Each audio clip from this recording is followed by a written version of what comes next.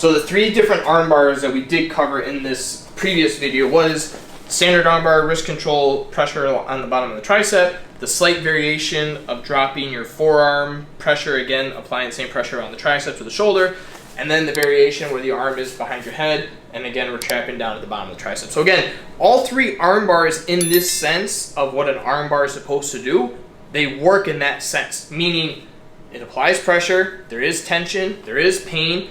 I could possibly damage if I do a fast breaking motion. Could I actually break the arm from here? I don't know, but there is a good chance of hyperextension. There is a good chance of simply just kind of straining the ligaments and everything a little bit. Same with these ones.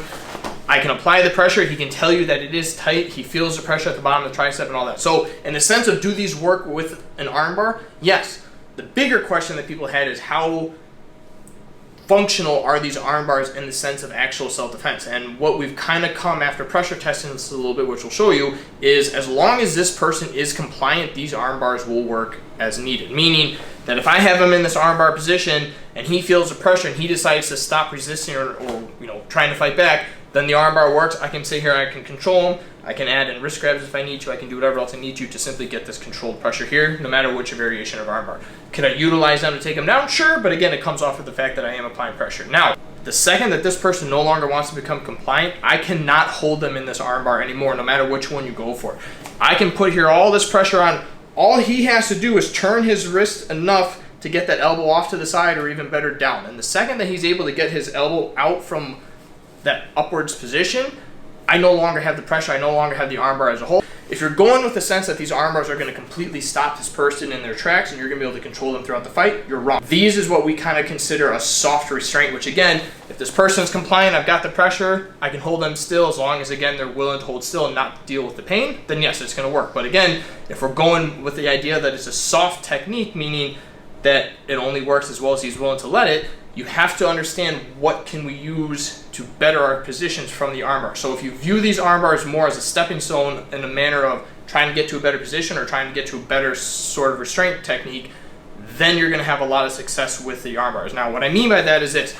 If we're in some sort of situation and somehow we manage to end up in this armbar position, again, I'm not looking to stay here, but if I utilize this armbar knowing that maybe he's going to posture up or maybe he's going to try and come into me, now I can look, okay, now I can start working headlocks in this position. Now I can get the underhook on the shoulder. Now we've got a shoulder wench. Now I can come off on an angle, and now I'm in a dominant position after that scramble. I've got post on the head, I've got position on the shoulder, and now I'm in a position where even if he does try to resist, it's a lot better position for me to be able to restrain him. I can come in and inside sweep the leg if we need to, so it allows me to open up the door to other techniques. But if I simply just sit there and try and hold this armbar, and we're going to go full speed at this one, if I try and just hold this and he's resisting, I'm never going to be able to get it. It doesn't matter which armbar we do, even if I'm going with this one. And again, I'm starting fully locked. Go ahead.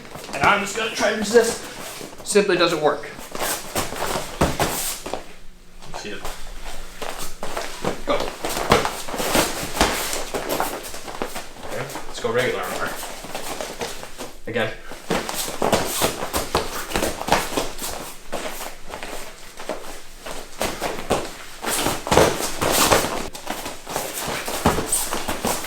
But even still, as long as he's able to bend those elbows and get that thumb clear, I can't hold him in that armbar. But if I understand that concept and understand that it's a stepping stone, then really what I'm looking for is not so much a control from the armbar, but I'm looking for his reaction, and I'm going to capitalize off his reaction. So for instance, in this position, the second that I feel his elbows drop, you have a couple options. And again, these are just small examples. The second I feel his elbow drop here as he starts to pull himself in, I can literally lock this arm, step back, and drop my weight, and actually gravity drop him a little bit and get him to lower his weight. Now I'm in a position where I can scoop the head and start working a guillotine if I need to. I can inside sweep that leg, take him down. We work to ground position from there. Understand arm bars are not the best technique to use in a real self-defense situation as a complete stop to their motions. It is a great way, again, if the person's compliant, but the second they're not, it is a stepping stone. So look to capitalize off of their reactions rather than trying to simply, I sit here and I'm just struggling as he's trying to move, I'm going to find myself in a worse position because I'm going to be so focused on trying to just maintain this armbar that I'm going to forget the fact that he's actually getting out of it. And now, okay, now he's got a choke on me, or he's got bear grabs on me, or whatever the case is, and I'm putting myself in a worse position because I was trying to hold on to something that's no longer there. So understand, If I am able to control it, great. If I need to abandon it for whatever reason, let's say he comes in and I go for strikes or knees or takedowns, whatever I want to go off of that, that's what you need to focus on, rather than trying to muscle and utilize all your energy to hold something that's no longer there. Now, if you understand how arm bars work and how people are able to break free from them, then that allows you to kind of predict where they're going to go from there. So just as an understanding, most arm bars work because the elbow bends up, so I put that pressure down so that the elbow can't bend anywhere. But all he has to do is work on getting his thumb to go to a thumbs up position. And as he works that thumbs up position, his elbow starts turning. And all he has to do, he doesn't necessarily have to get his thumb all the way straight up. Even if he gets it to the side and he starts bending it, I can't hold it, I can't armbar from this position, no matter which one we're in. As long as that elbow turns, same up here, as long as that elbow turns, I've lost that control. So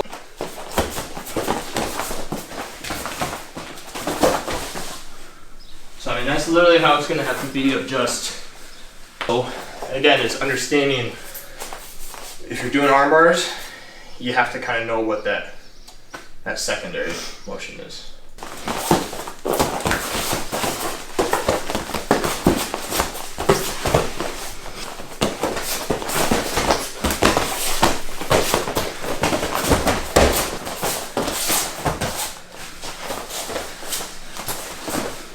Again, it's not so much how strong and how hard can I apply these arm bars, but it's understanding where can I take them, and that's going to put yourself in a better position for self-defense rather than hold on to a move that's not necessarily going to work. So in my opinion, are arm bars effective in self-defense?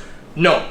Do they function as an arm bar should, meaning applying pressure and could possibly some damage? Yes, but you have to understand that not all restraining techniques function properly in real life self-defense situations, and some of them are what we consider soft restraints, arm bars being one of them. So try it out, pressure test it, let us know what you think in the comments below, and we'll see you next time.